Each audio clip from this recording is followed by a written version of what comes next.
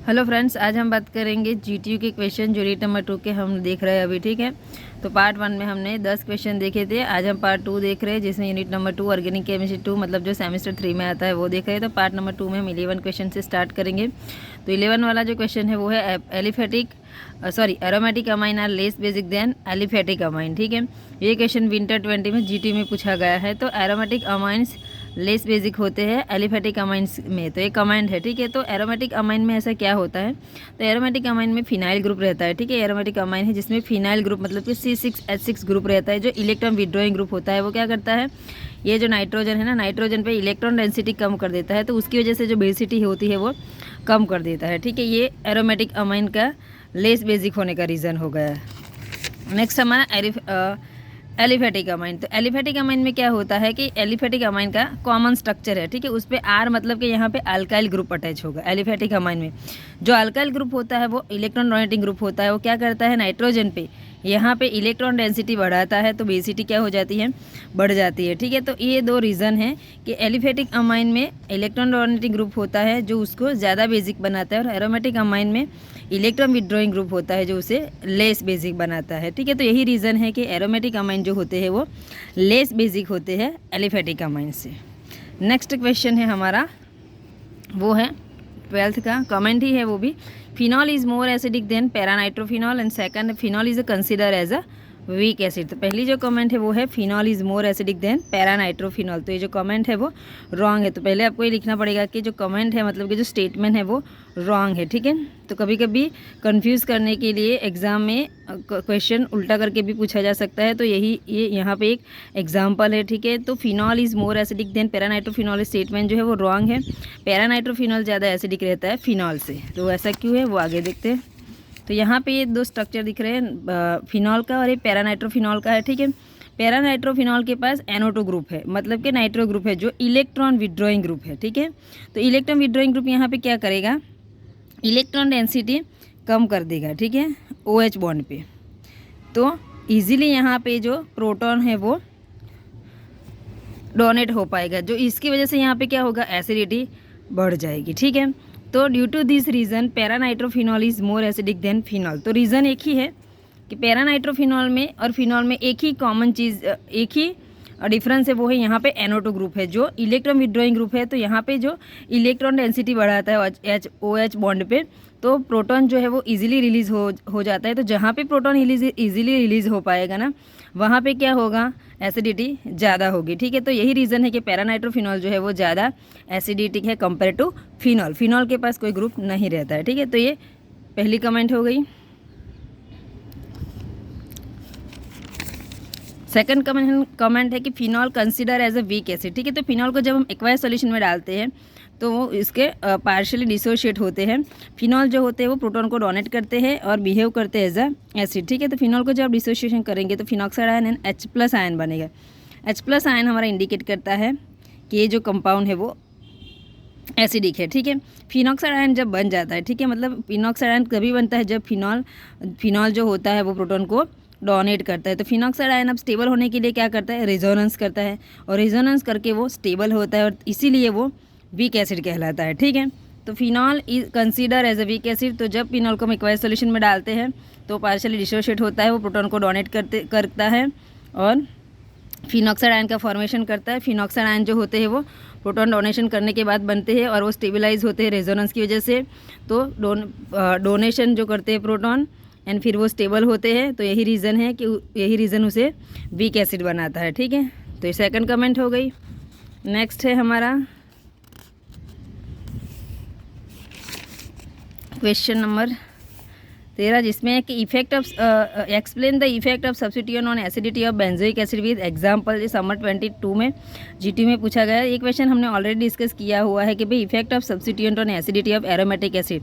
Aromatic acid मतलब कि benzoic acid, तो सेम ही आएगा आंसर। ठीक है, नेक्स्ट हमारा जो क्वेश्चन है वो है कि write down any 2 method of preparation for aromatic amine, जो समर 22 में ही पूछा गया है। तो यहाँ पे 2 मेथड हमको एरोमेटिक अमाइन की प्रिपरेशन की लिखनी है। तो पहला जो मेथड है वो है रिडक्शन ऑफ नाइट्रो कंपाउंड। ठीक है, जब नाइट्रो कंपाउंड मतलब हम नाइट्रोबेंजीन ले सकते हैं एरोमेटिक में, तो नाइट्रोबेंजीन का जब हम रिडक्शन करते हैं, ठीक है, कोई रिड्यूसिंग एजेंट की प्रेजेंस में, तो यहाँ पे जो NO2 ग्रुप है वो NH2 में कन्वर्ट हो जाएगा, तो ये हमारा नाइट्रोबेंजीन में से एनिलीन बनेगा। एनिलीन मतलब कि हमारा एरोमेटिक अमाइन, ठीक है। तो ये पहली मेथड हो गई। सेकंड मेथड है हमारा अमीनोलाइसिस ऑफ एराइल हैलाइड्स, ठीक है। तो एराइल हैलाइड में हम क्या, एराइल मतलब कि बेंजीन रिंग, ठीक है, और हैलाइड मतलब आप कुछ भी लगा सकते हैं। तो एराइल हैलाइड का जब हम अमोनिया के साथ रिएक्शन करते हैं कोई कैटालिस्ट की प्रेजेंस में, high temperature and high presence में, तो एरोमेटिक अमाइन का फॉर्मेशन होता है, ठीक है। आप यहाँ पे उसका एग्जांपल देख सकते हो, ठीक है। क्लोरोबेंजीन में से एनिलीन बनता है, ये उसका एग्जांपल है। नेक्स्ट हमारा जो प्रिपरेशन मेथड है वो है अमीनोलाइसिस ऑफ फिनॉल, ठीक है। तो सेम कि फिनॉल का रिएक्शन अमोनिया के साथ ZnCl2 की प्रेजेंस में होता है, तो एरोमेटिक अमाइन का फॉर्मेशन होता है। यहाँ पे आप देख सकते हो कि फिनॉल का अमीनोलाइसिस होता है, तो ZnCl2 की प्रेजेंस में तो एनिलीन का फॉर्मेशन होता है, ठीक है। ये उसका एग्जाम्पल है फिनॉल में से एनिलीन वाला। नेक्स्ट हमारी 2 मेथड पूछी गई थी, लेकिन मैंने यहाँ पे 4 मेथड दिखा दिए, क्योंकि अगर आपको कभी ज़्यादा मेथड पूछी जाए तो आपको ये क्वेश्चन का आंसर लिखने में इजी हो जाए। नेक्स्ट हमारी 4th method degradation of amide. Aryl amide मतलब मैंने आपको बताया कि बेंजीन पे अमाइड ग्रुप अटैच होगा। जब अराइल अमाइड का डिग्रेडेशन होगा ब्रोमाइन या तो क्लोरीन की साथ, ठीक है, अल्काइल सॉल्यूशन की प्रेजेंस में, तो यहाँ पे एरोमेटिक अमाइन का फॉर्मेशन होगा। आप देख लीजिए कि बेंजामाइड का जब NaOH एंड Br2 की प्रेजेंस में रिएक्शन होगा, ठीक है, डिग्रेडेशन होगा, तो यहाँ पे एनिलीन का फॉर्मेशन होता है, ठीक है। तो ये हमारी 4th मेथड हो गई। नेक्स्ट हमारा जो है क्वेश्चन वो 15 नंबर का वो है comment on basicity of ethyl amine, ammonia, aniline and pyrrole, ठीक है। जो एक क्वेश्चन है समर 22 में पूछा गया है। तो पहले हम 4 कंपाउंड दिखाए गए हैं और चारों कंपाउंड में बेसिसिटी पूछी गई है हमको। तो पहले हमको ये बताना है कि कौन से ज़्यादा बेसिक है।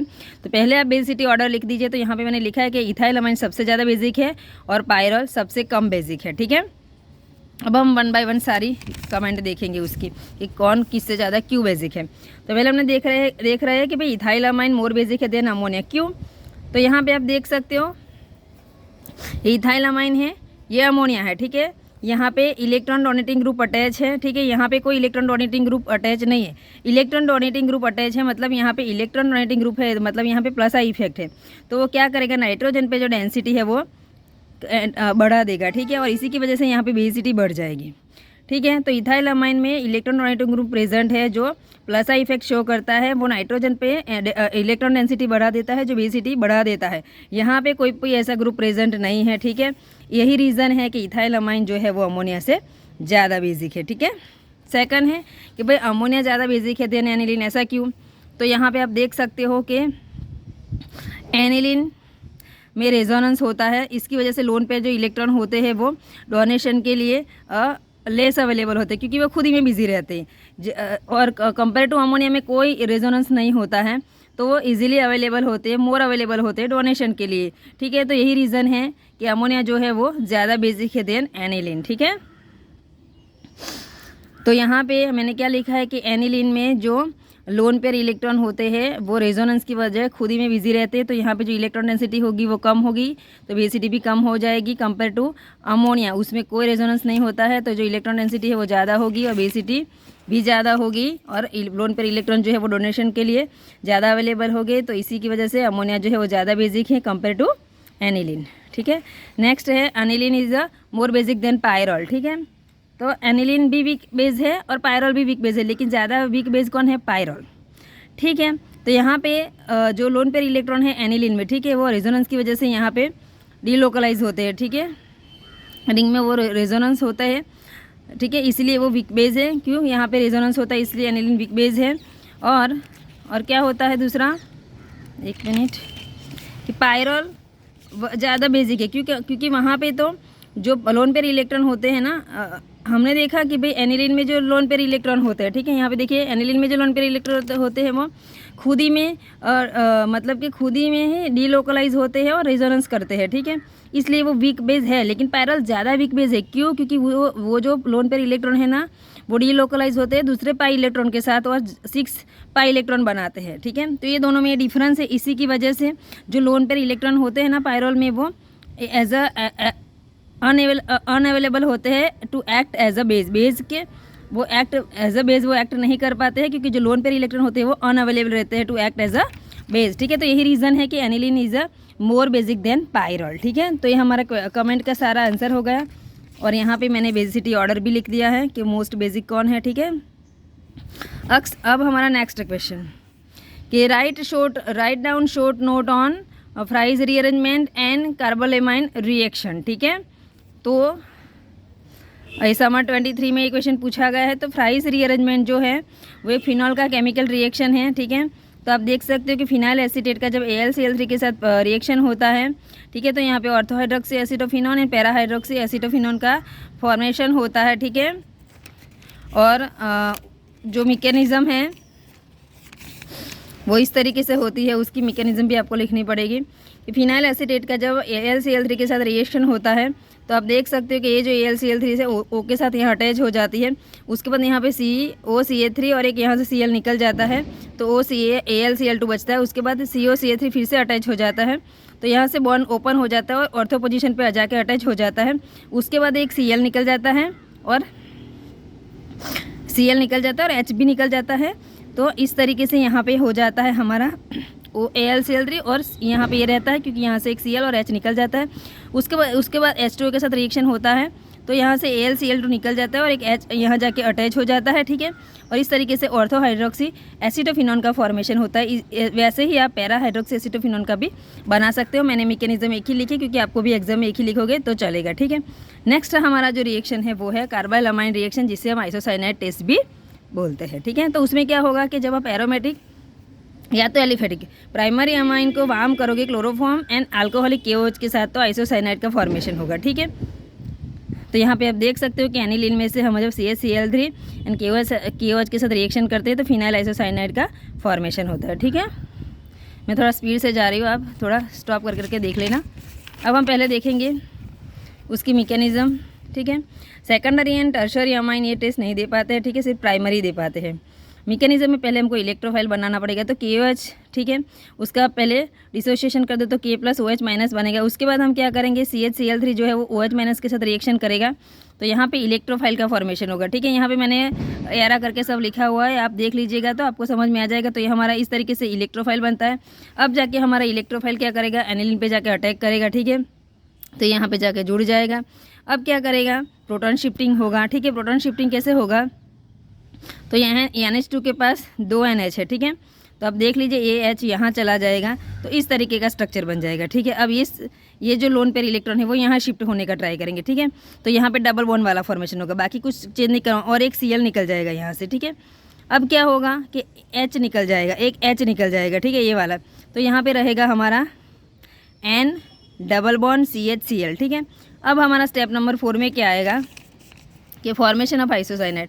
अब हमने जो आगे स्टेप नंबर 3 में जो बना था वो यहाँ लिख दिया। अब क्या करेगा, ये लोन पेयर यहाँ चला जाएगा और ये Cl यहाँ निकल जाएगा। ठीक है, तो ये स्ट्रक्चर बन जाएगा। अब क्या होगा कि OH- आएगा जो AH को ले जाएगा। ठीक है, तो ये ले जाएगा तो यहाँ पे N+ और ट्रिपल बॉन्ड C- बन जाएगा जो हमारा फिनाइल आइसोसाइनाइड है। ठीक है, मैंने थोड़ा स्पीड से जाने दिया है, लेकिन आप ध्यान से स्टॉप करके देख लीजिएगा तो आपको समझ में आ जाएगा। तो इस तरीके से हमारा सेकंड वाला भी फिनाइल आइसोसाइनाइड बन गया। ठीक है, अब हमारा लास्ट क्वेश्चन है भी write down note on डायजोटाइजेशन reaction. ठीक है, जो 23 में GT में पूछा गया है, तो ये हमने ऑलरेडी डिस्कस किया हुआ है। आपको वही लिखना है कि synthetic uses of aryl diazonium salt, जिसमें मैंने पूरा डिटेल लिखा है। ठीक है, तो यहाँ पे हमारे GT के जो यूनिट नंबर 2 के जो भी क्वेश्चन थे वो सारे यहाँ पे ख़त्म होते हैं। ठीक है, थैंक यू।